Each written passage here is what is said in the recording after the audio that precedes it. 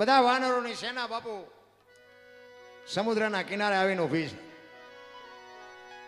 હનુમાનજી મહારાજને બાપુ શક્તિ ઘણી હતી, પણ નાના હતા ને ત્યારે ઋષિ મુનિઓને બહુ હેરાન કરતા.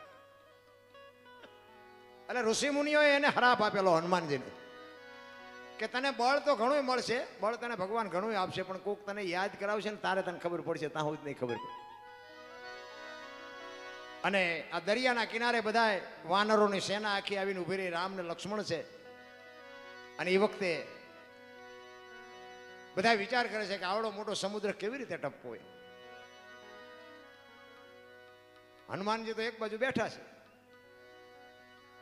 કારણ કે બાબુ રામાયણના પ્રસંગો છે ને અદ્ભુત પ્રસંગો છે. ખરેખર મને એમ થાય કે નાનું મોટું પુસ્તક એક રામાયણનું આપણા ઘરમાં ભલે વાંચતા ન આવડે, પણ એક ઘરમાં રાખો ને કોઈ દી અજુગતો પ્રસંગ ન બને. રામાયણ એવો અદ્ભુત પાત્ર છે, રામાયણ એવો અદ્ભુત ગ્રંથ છે. એ આ જ્યારે સીતાજીની શોધ કરવા માટે જ્યારે જવાનું હતું અને આ સમુદ્રના કિનારે બધા ઊભા હતા, એ વખતે એકાબીજા વિચાર કરે છે કે આ સમુદ્ર ટપવો કેવી રીતે, ત્યાંથી પાછું આવવું કેવી રીતે. અંગત કે હું દરિયો ટપું, મારથી પાછું નહીં પુગાય. જાંબુવંત કે મને ઘડપણ આવ્યું, હવે નથી કર્યો ન જાય. અંગત કે હું દરિયો ટપીને વયો તો જાઓ, પણ કદાચ પાછો ન આવ્યો તો કે ડખા થાય. કારણ કે રાવણના એક દીકરાના એને હરાપ હતો કે એનો દીકરો જો જોઈ જાય તો અંગતને મૃત્યુ આવે, એવું કંઈક હતું.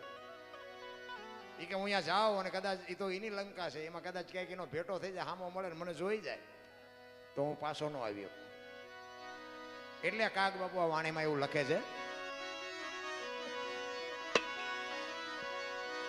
અંગત કે હું દરિયો ટપોન મારાથી પાછું નહીં પુગા.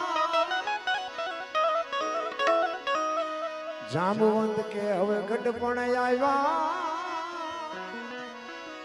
આ તો દીકરો ન જા. અને પછી બાપુ વાનરો બધા મંડ્યા કેવા, એ હવે બજરંગ તું થઈ જાને બેઠો.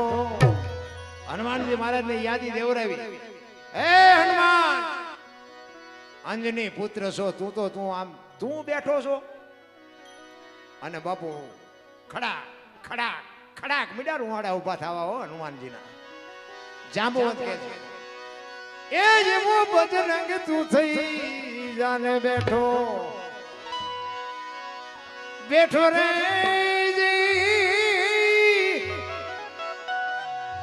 એ જસના તારા તારા તારા નગારા દયા, એ એવો યમની જાયો ઉડો ઉડો.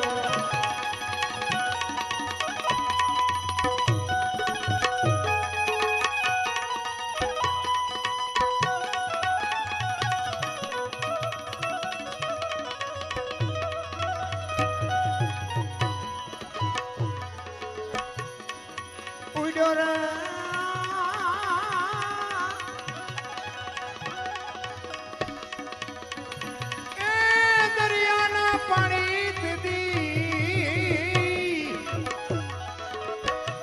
લોઢરે ચડ્યા, એ જેવો યમની જાયો ઉડ્યો રે, જેવો યમની જાયો ઉડ્યો.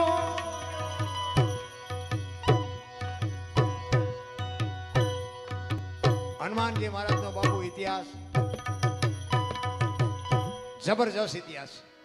આખી રામાયણમાં તમે જોવો ને, હનુમાનજીએ રામનું આય કામ કર્યું, આય કામ કર્યું, આય કામ કર્યું, એવા જ દાખલા છે.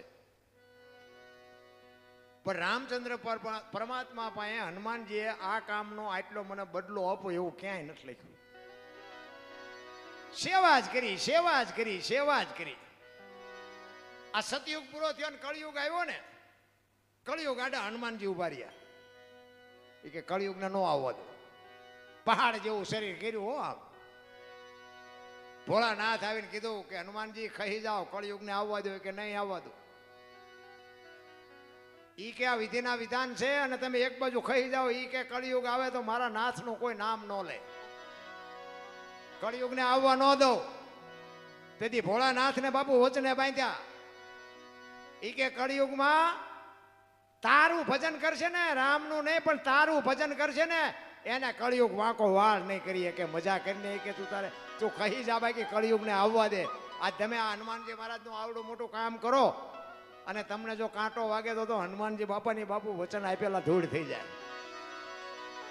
હનુમાનજી મહારાજ એટલે હનુમાનજી છે ભલા. રામ લક્ષ્મણ ને સીતાજીને પછી લઈને આવતા હતા ને એમાં હનુમાનજી મહારાજ આગળ હતા, રામ લક્ષ્મણ ને સીતાજી પાછળ હતા.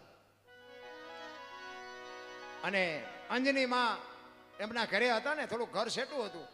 અને હનુમાનજી મહારાજ રામચંદ્ર પરમાત્માને કહે છે, પ્રભુ આ સામે ઝૂંપડી છે ને, અહીંયા મારી માં છે, તમે એક મારી માને દર્શન આપો ને, હાલો ને કે આપણે ઘરે જતા આવી મારી માં પાસે. રામચંદ્ર પરમાત્મા ના પાડે છે.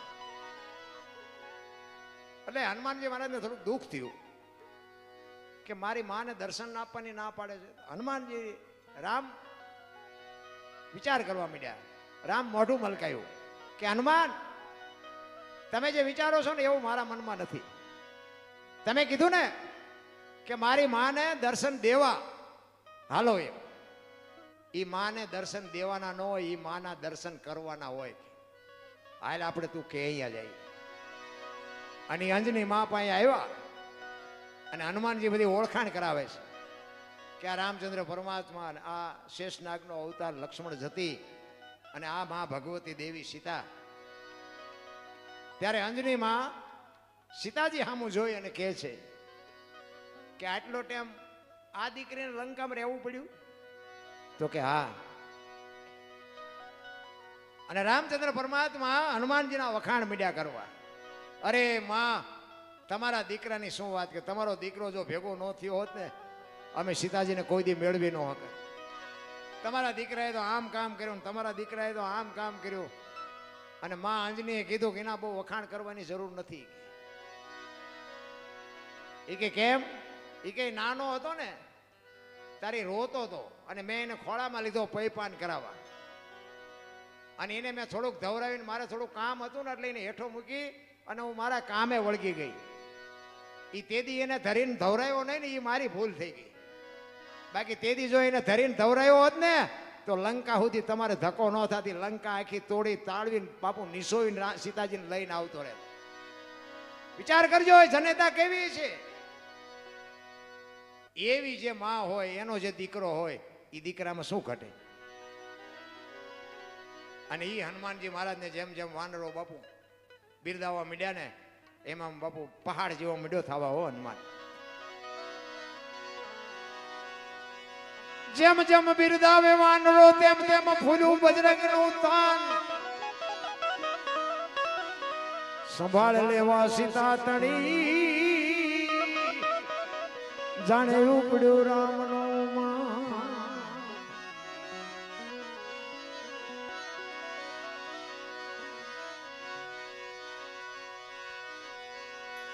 એ જેવો કરતો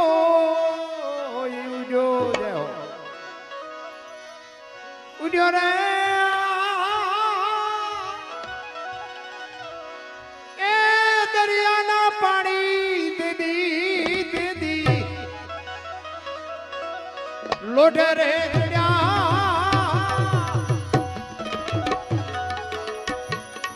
એવો યજની ગાયો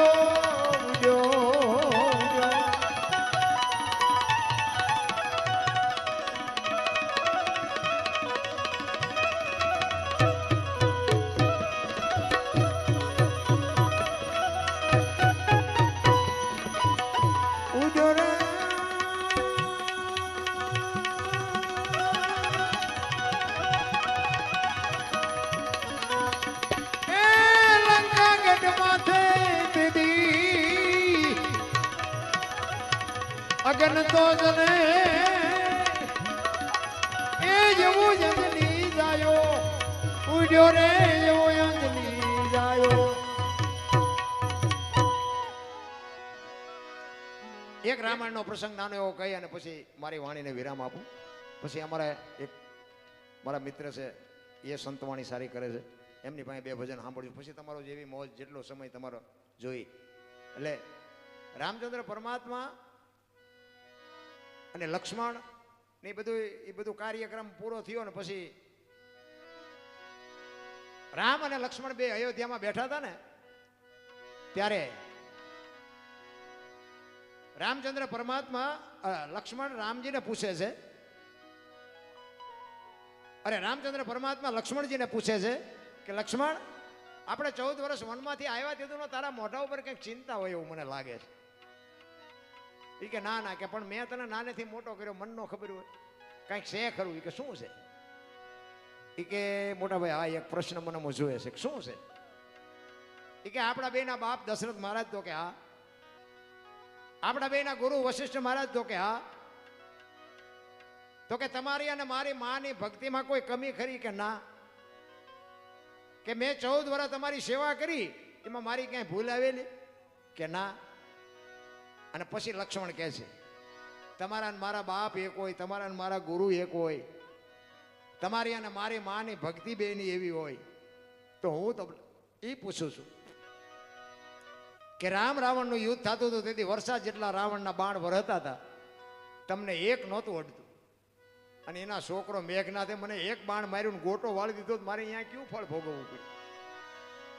2 જો આપણે એવા હોય તો રાવણના બાણથી તમને કાંઈ ન થાય, તેના છોકરાની શું હસ્તી હતી કે ઈ મને મારે મને ગોટો વાળી દે?